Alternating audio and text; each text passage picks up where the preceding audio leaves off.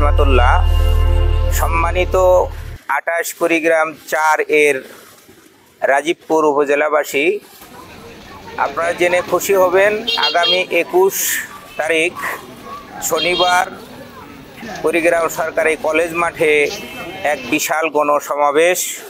উক্ত গণসমাবেশে প্রধান অতিথি হিসাবে আসছেন ইসলামী আন্দোলন বাংলাদেশ এর মোহতারাম সিনিয়র নায়েবে আমির মুফতি হজরত মাওলানা ফয়জুল করিম শায়েখে চরমোনাই।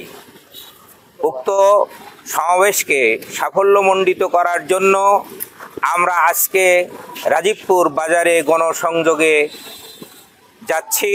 সকলের কাছে দোয়া চাচ্ছি মাহফিলটা যেন সাফল্যমণ্ডিত হয়, এবং রাজীবপুরবাসীকে দাওয়াত করছি, চলুন সবাই ২১ তারিখে কুড়িগ্রাম সরকারি কলেজ মাঠে গিয়ে মাহফিলকে সাফল্যমণ্ডিত করিও অশেষ সওয়াবের ভাগী হই।